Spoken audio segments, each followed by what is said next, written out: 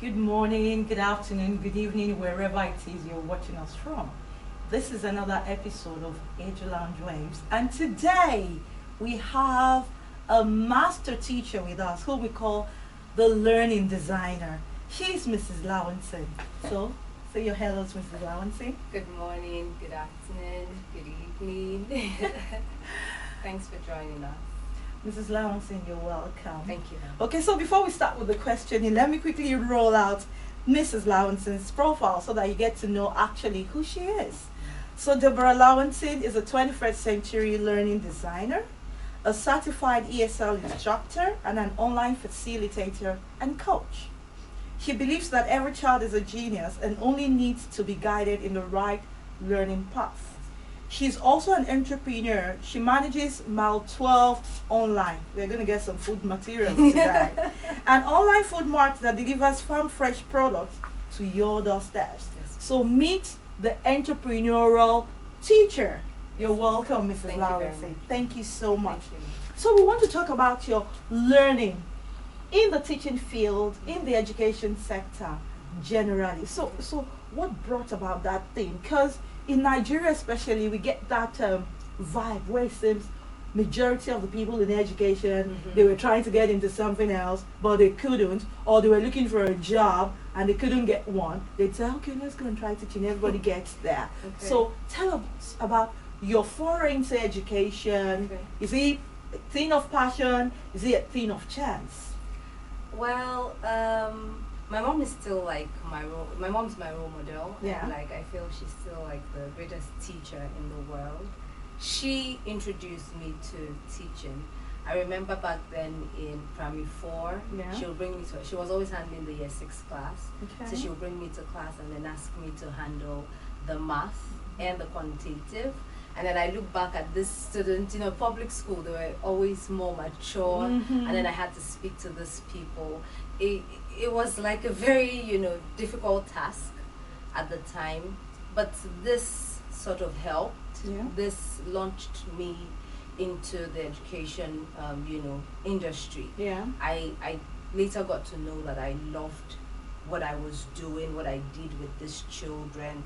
And when it was time to pick up my course, for JAM, Mhm. my mom said, do microbiology or do Okay. biochem or even nursing. I said, I think I want to be a teacher. My father said, my God. But, well, here I am. Every single chance, opportunity I've gotten over time, I have always found my way back into school to teach, to volunteer, just within that same industry. It's always Okay. been that industry for me from the beginning. That's great. So for you, we say that it is a passion Yes, and not a thing of chance. No, please. Okay. So now that you have gotten into the industry properly, you've gotten into the teaching profession. So what drives you? What exactly do you want to see? What pushes you to give that thing that you gave? Well, I discovered a bit early that I think that's like my own theory. I feel that the world rests on education, and that whatever it is this world is going to be eventually, education has a big role to play.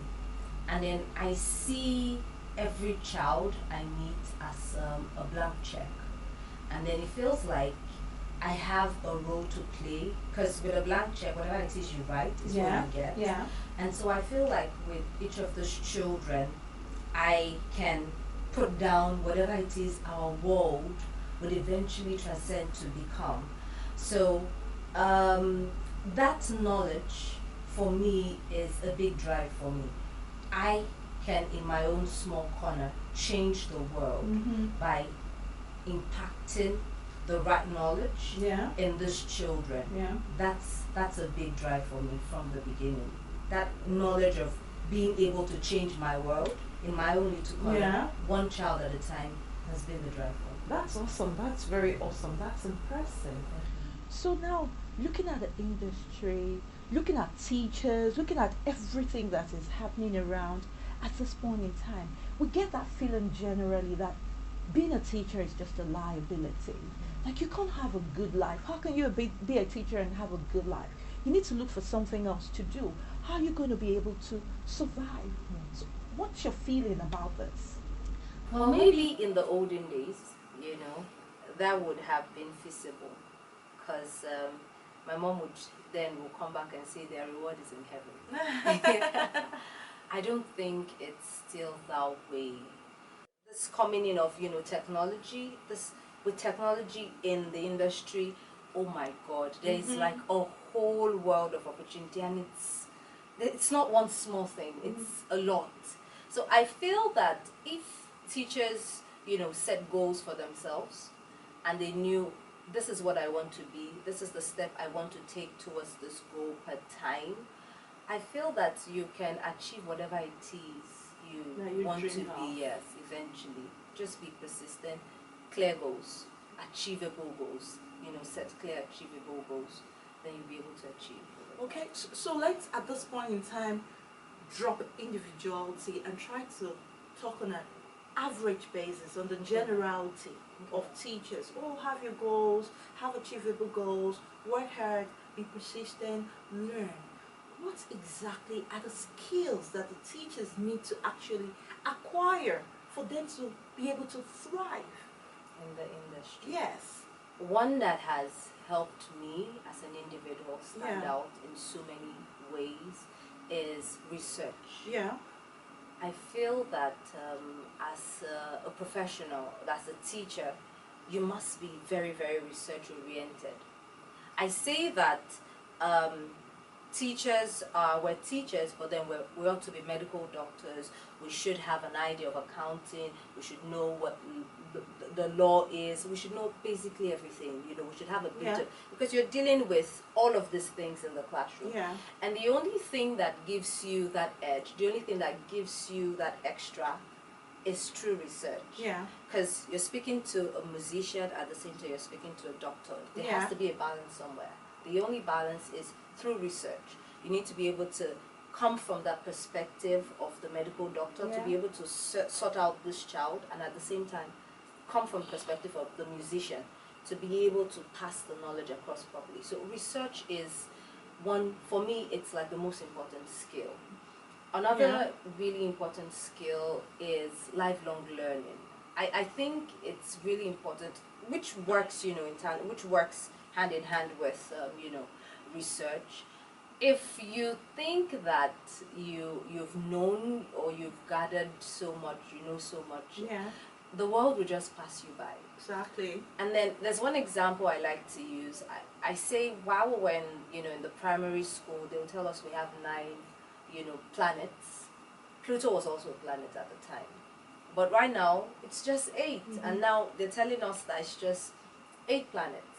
If the knowledge we had then is what we're still banking on today, it means that we'll be probably feeding the children the wrong knowledge. And things change every single time. So everything is changing daily, and then we have to also move with this tide. So being lifelong learners, not just attending seminars or webinars or training, but actually learning. You must be able to take something off from all of these experiences.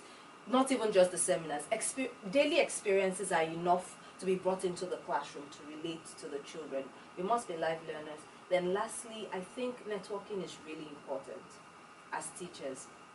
I probably didn't understand the importance or the meaning of networking until I came to Fells Garden School, and networking has really was really one thing that helped, that next phase of my life, having to meet different people from, you feel like you know a lot. You feel like you're a big boy in your small in your corner. Exactly. You feel like you're doing so much until you begin to meet children that are that should be children you punish in class doing, a whole lot.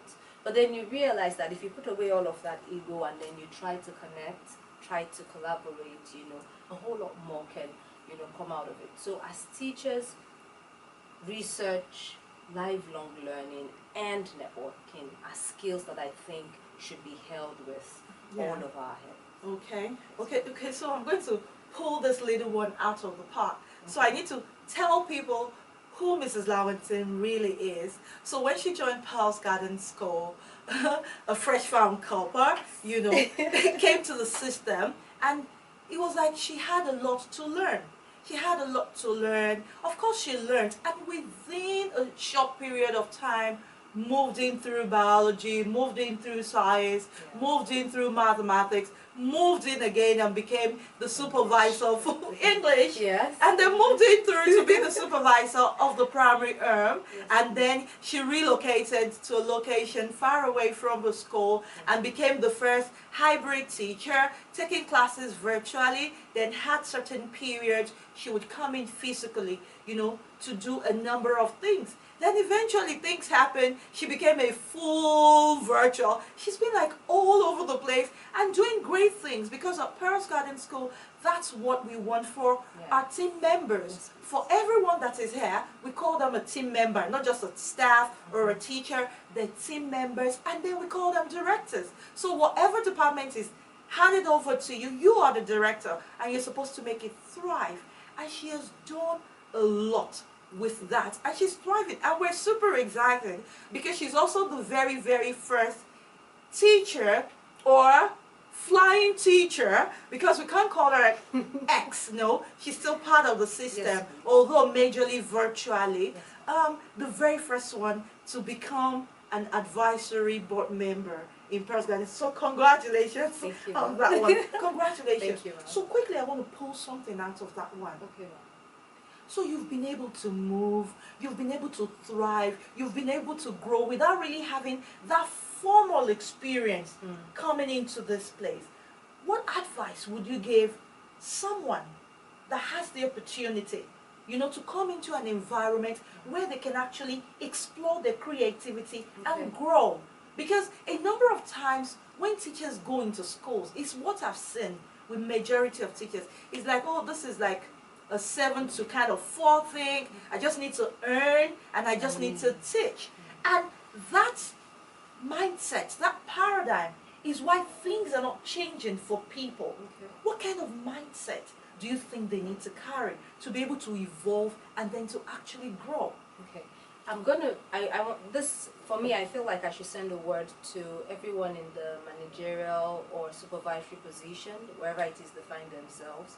When I came in, the first thing that, you know, changed my paradigm, that made it really easy for me, was the supervisor I met at the time, Ms. Paramadi. She, for every single time I came up with, I'm having this challenge, she made it seem like we'll work through it together. You know, it's not an issue, it's not a big deal.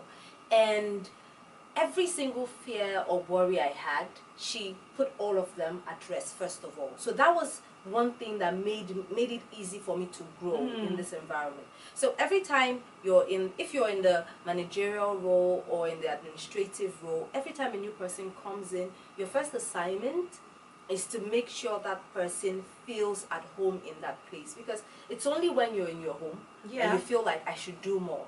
Until you come from the perspective of, this is my home, this is my business, you'd continue to handle the job as just a job. So because I got that first orientation, I was able to understand that it's not just a job, but then this